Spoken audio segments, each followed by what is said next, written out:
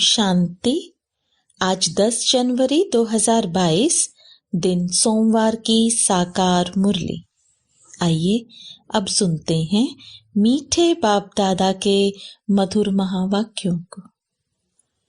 मीठे बच्चे, श्रीमत पर तुम्हें सबकी रूहानी खातिरी करनी है।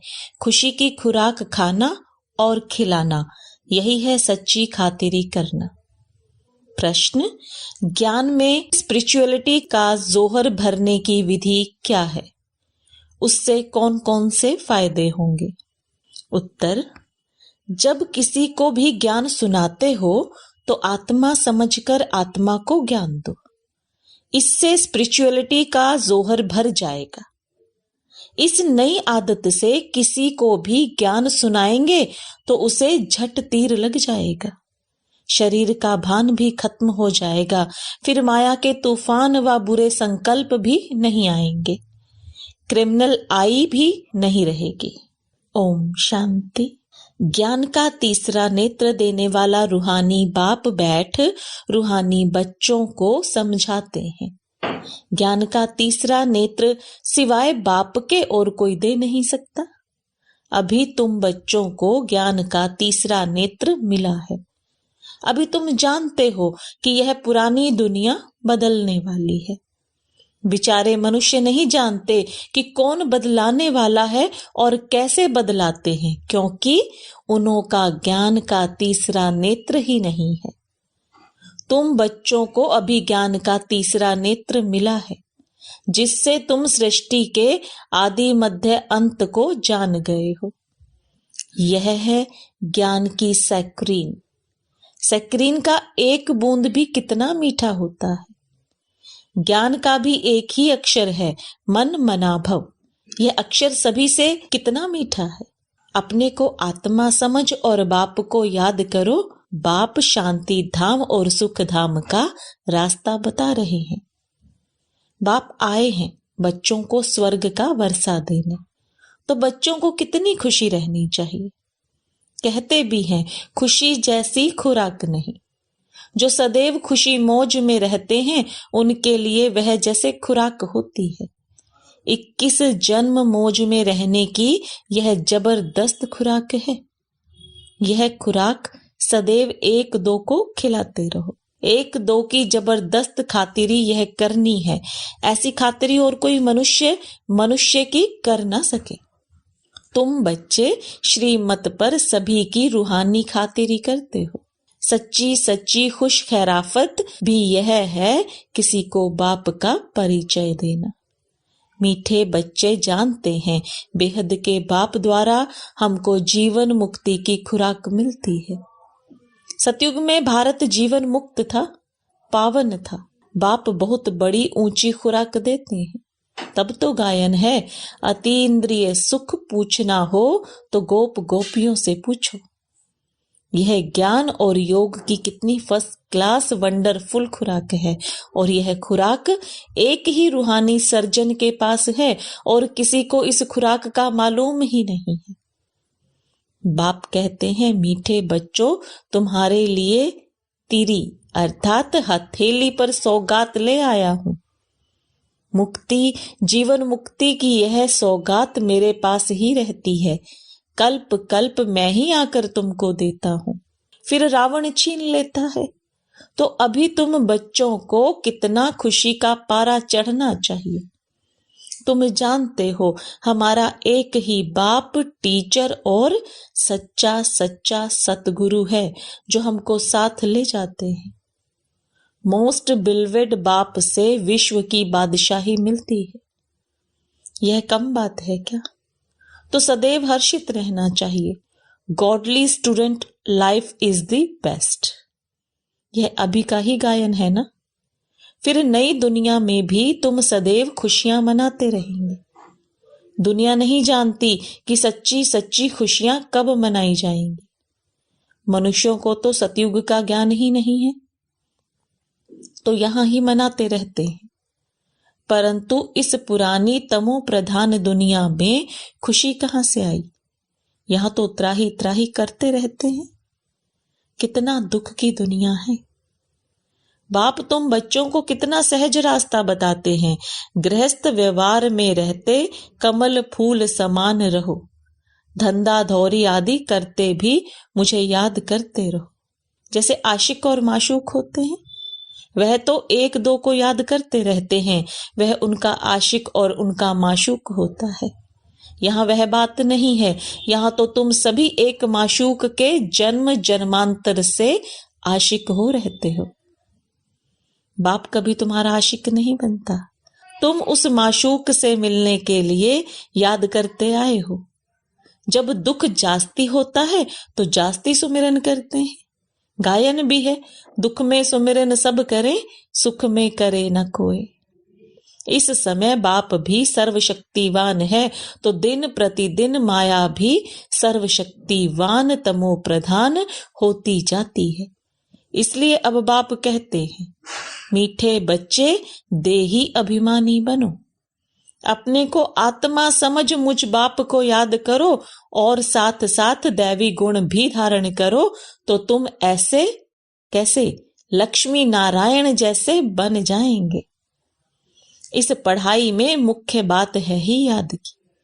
ऊंचते ऊंच बाप को बहुत प्यार स्नेह से याद करना चाहिए। वह ऊंचते ऊंच बाप ही नई दुनिया स्थापन करने वाला है।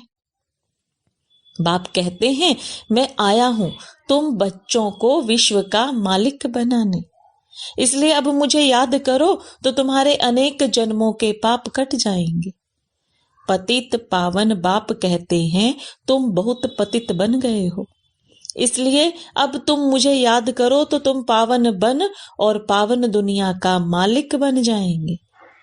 पतित पावन बाप को ही भुलाते हैं ना। अब बाप आए हैं तो जरूर पावन बनना पड़े। बाप दुख हरता सुख करता है। बरोबर सतयुग में पावन दुनिया थी तो सभी सुखी थे। अब बाप फिर से कहते हैं, बच्चे शांति धाम और सुख धाम को याद करते रहो। अभी है संगम युग, खिवैया तुमको इस पार से उस पार ले जाते हैं। नैया कोई एक नहीं, सारी दुनिया जैसे एक बड़ा जहाज है, उनको पार ले जाते हैं। तुम मीठे बच्चों को कितनी खुशी होनी चाहिए।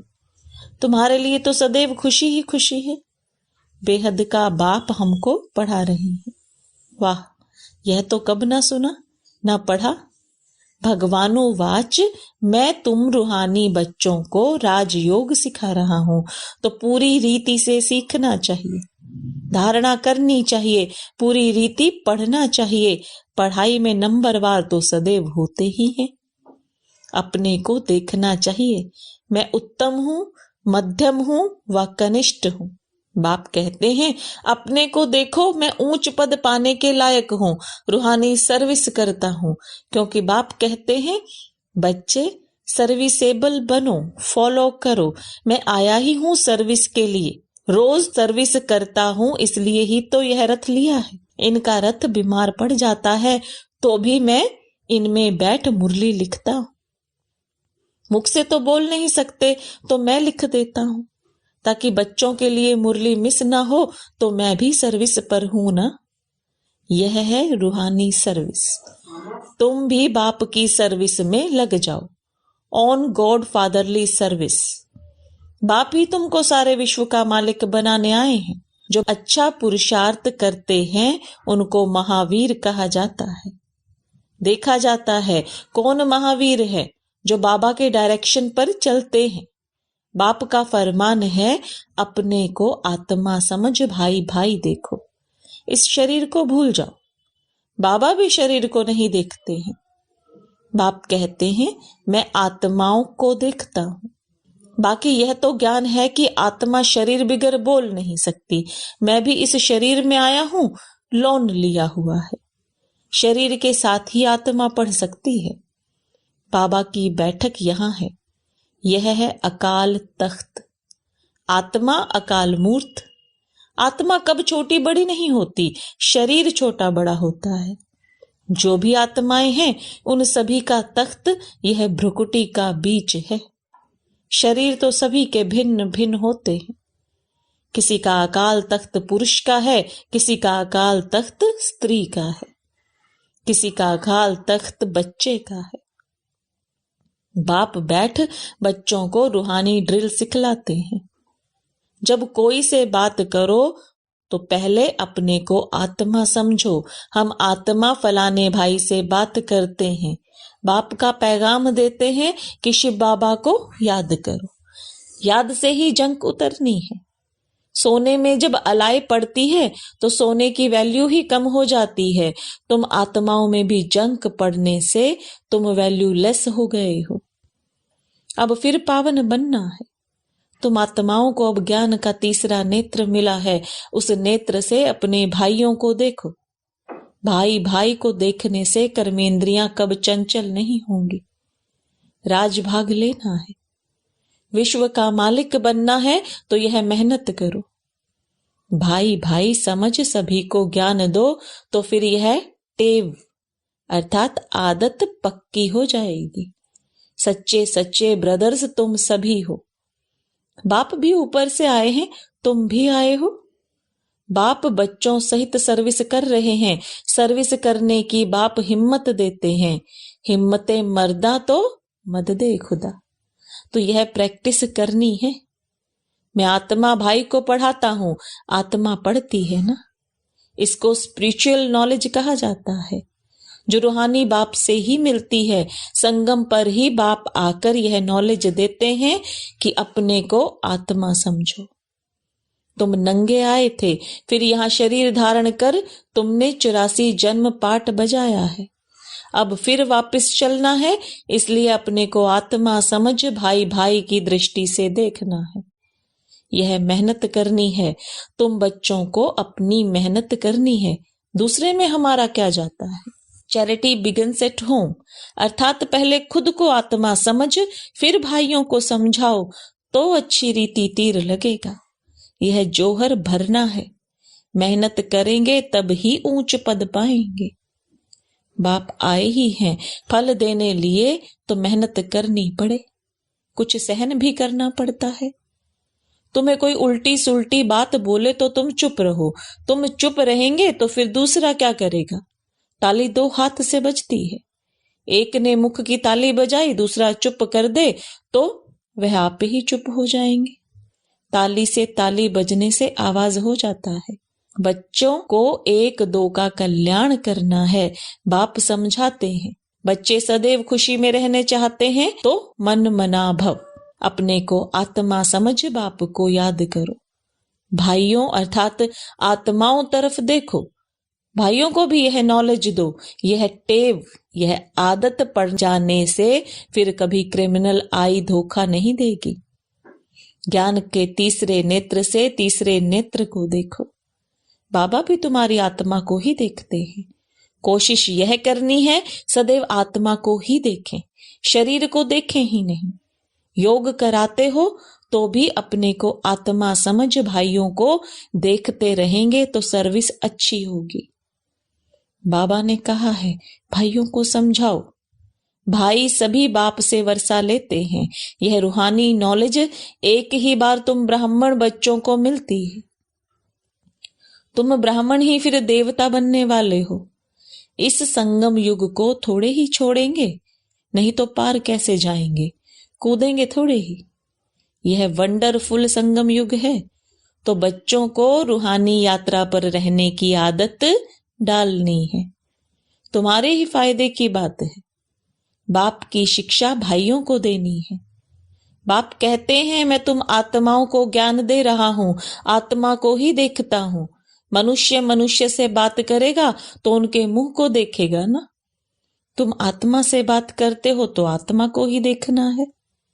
भले शरीर द्वारा ज्ञान देते हो, परंतु इसमें शरीर का भान तोड़ना होता है। तुम्हारी आत्मा समझती है परमात्मा बाप हमको ज्ञान दे रहे हैं।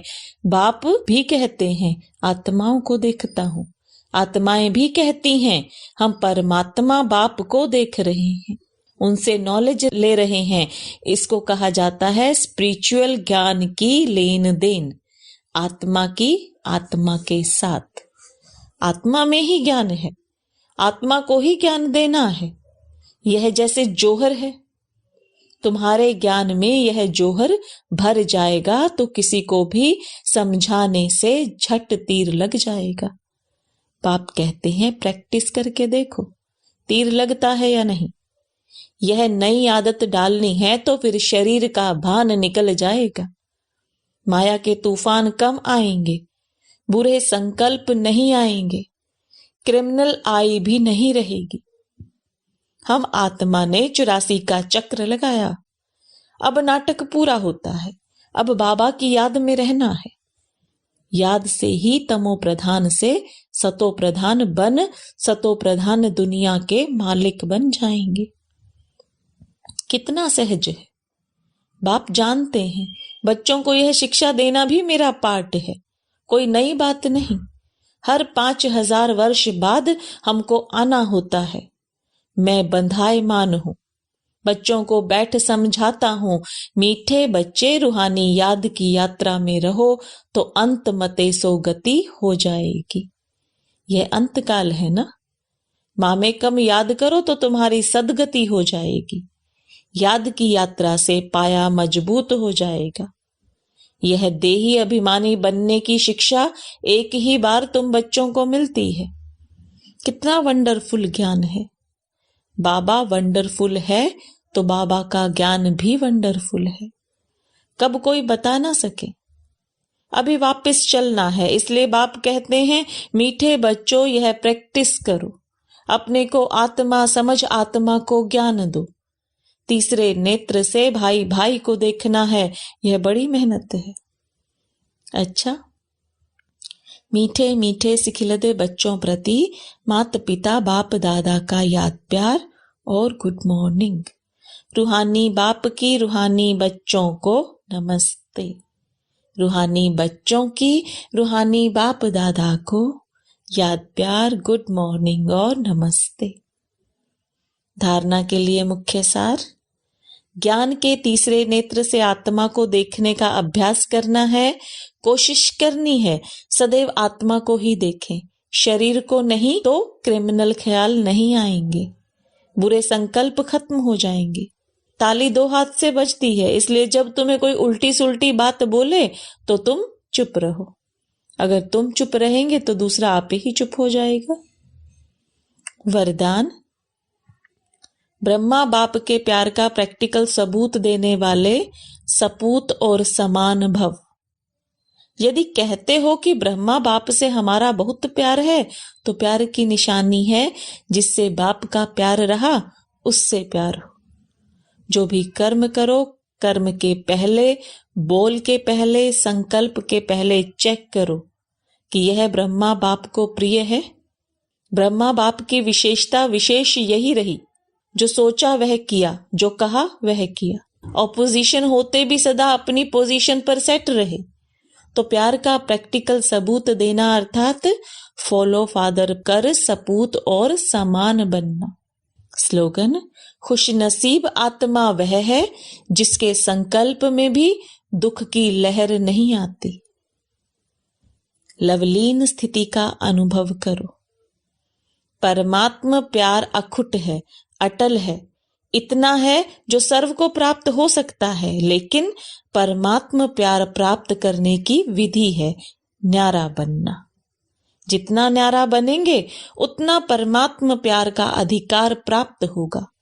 ऐसी न्यारी प्यारी आत्माएं ही लवलीन स्थिति का अनुभव कर सकती हैं।